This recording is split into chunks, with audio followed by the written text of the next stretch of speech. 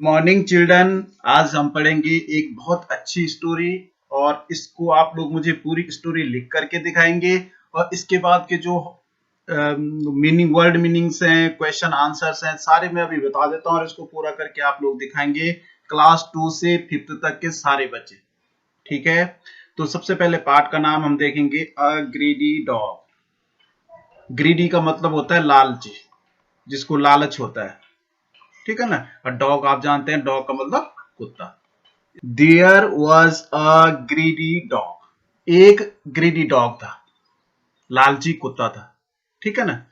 One day it got a big piece of bone on the road. अब देखिए, big का मतलब आप जानते हैं बड़ा, पीस का मतलब होता है टुकड़ा, टुकड़े को बोलते हैं ना पीस।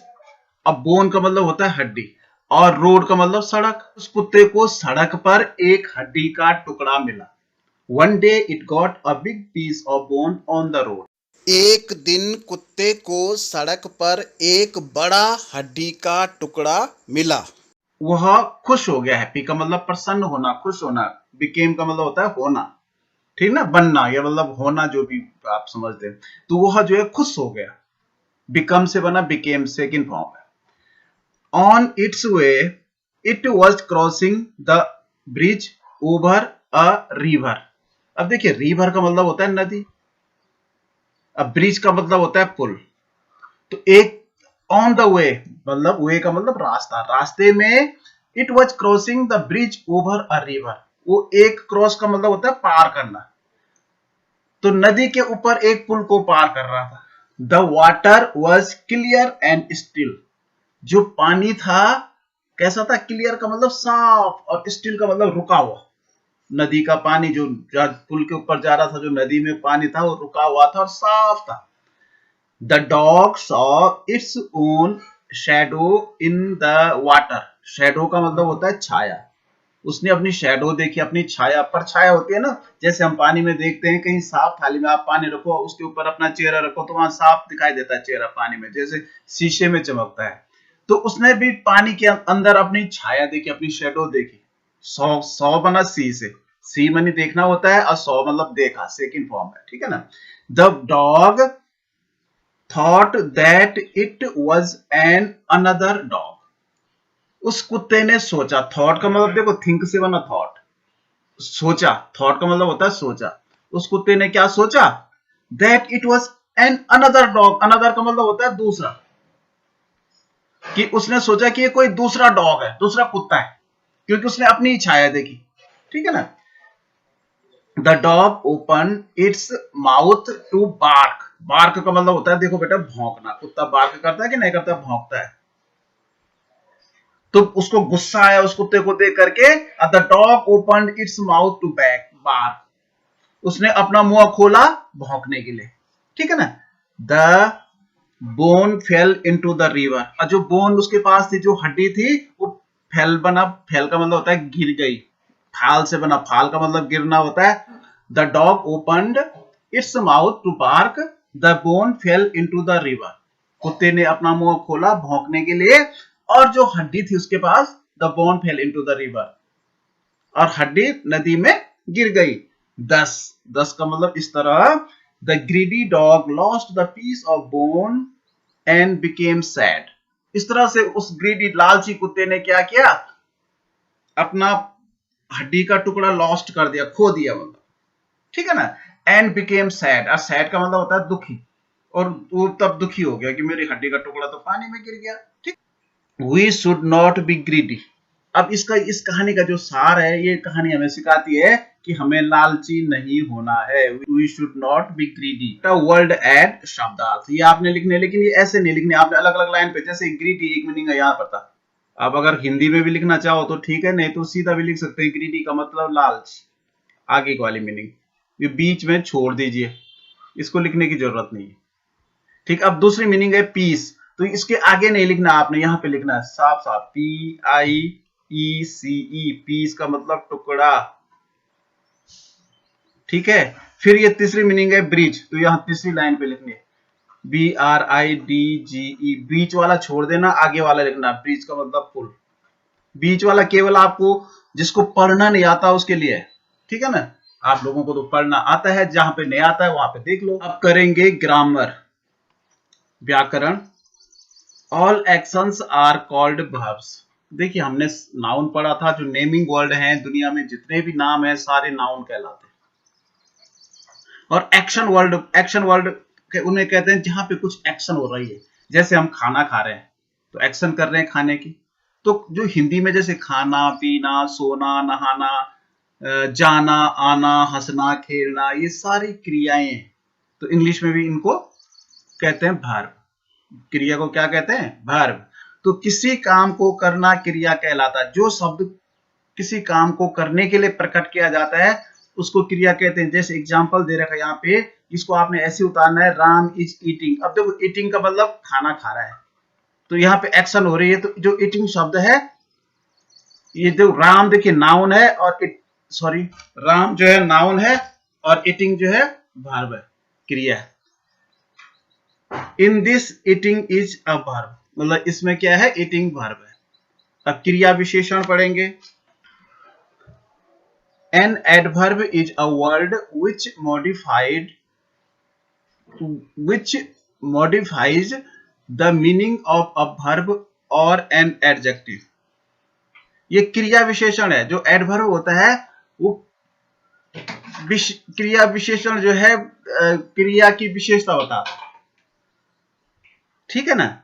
वर्ब के बारे में कुछ कहता है, उसकी विशेषता बताता है। देखिए जैसे यहाँ पे है राम स्पीक्स स्लोली। अब यहाँ पे स्पीक जो है, स्पीक मानी बोलना होता है।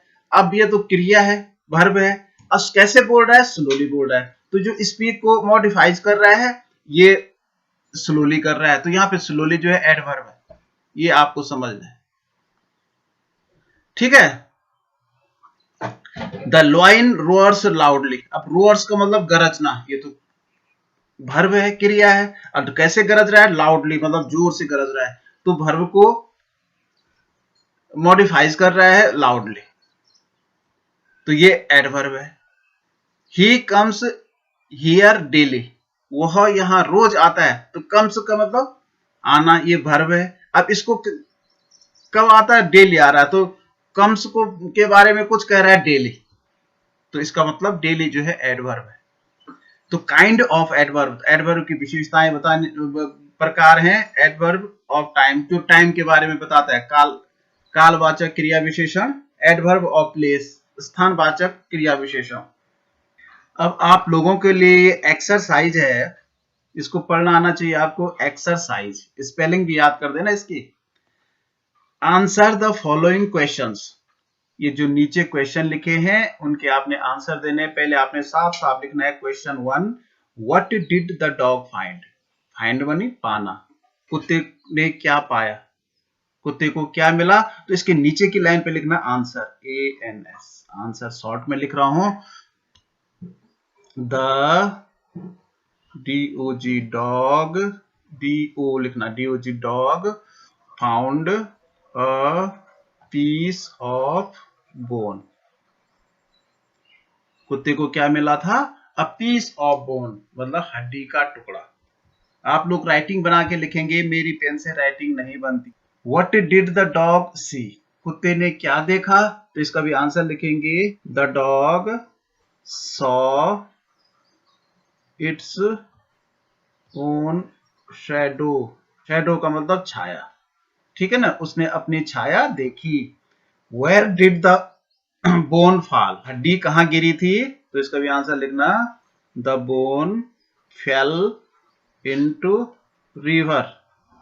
What is the moral of the story. इस स्टोरी का मॉरल क्या है?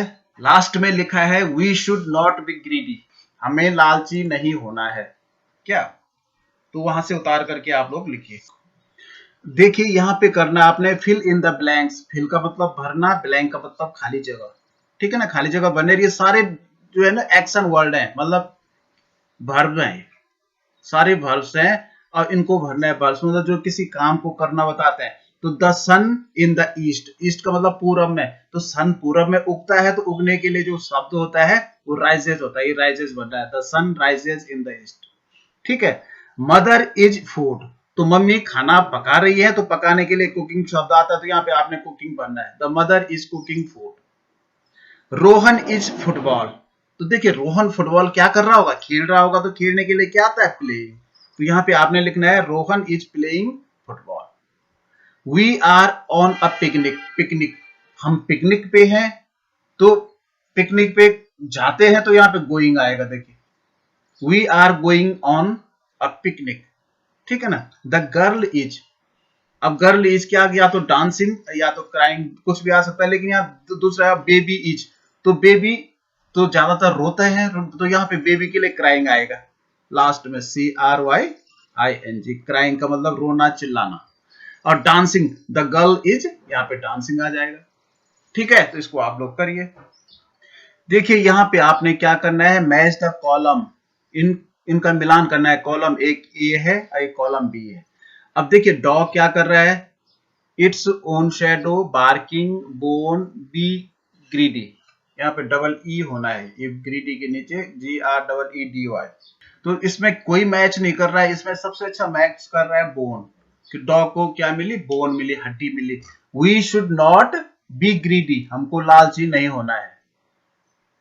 द डॉग सॉ, क्या देखा था कुत्ते ने, इट्स ओन शैडो, अपनी परछाई देखी थी। ही स्टार्टेड बार्किंग, उसने भौंकना शुरू कर दिया, ठीक है ना। Tick correct, the correct option, सही विकल्प पर सही का चिन्ह लगाइए।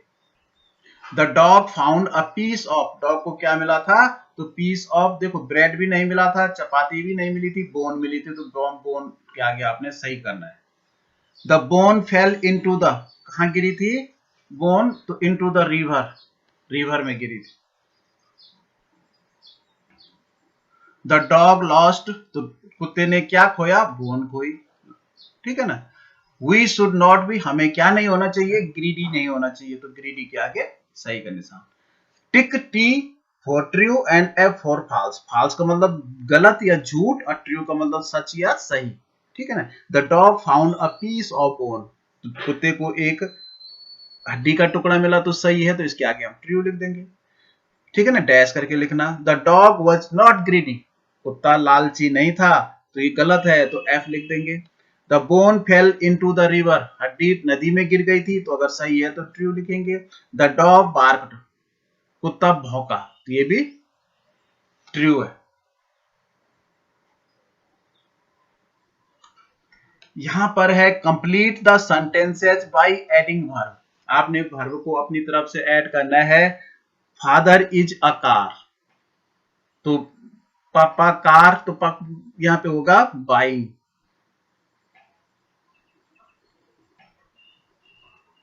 सेलिंग भी हो सकता है। My father is buying a car, मेरे पापा एक कार खरीद रहे हैं। दूसरा है द पीकॉक इज, तो पीकॉक का पत्ता मोर होता है, तो मोर क्या करता है, डांस करता है, तो डांसिंग।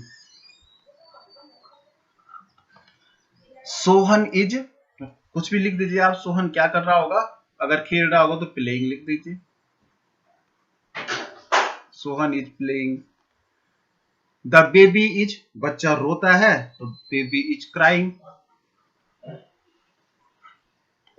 कुछ और भी लिख सकते हैं, आपको जो भी वर्ड समझ में आता है। द टीचर इज, तो टीचर क्या करता है, टीचिंग करता है, TEA, टीचिंग का मतलब पढ़ाना, द टीचर इज टीचिंग, ठीक है ना। Tell any other story in the class, इसको रहने दो, बस आप इतना यहां तक करिए।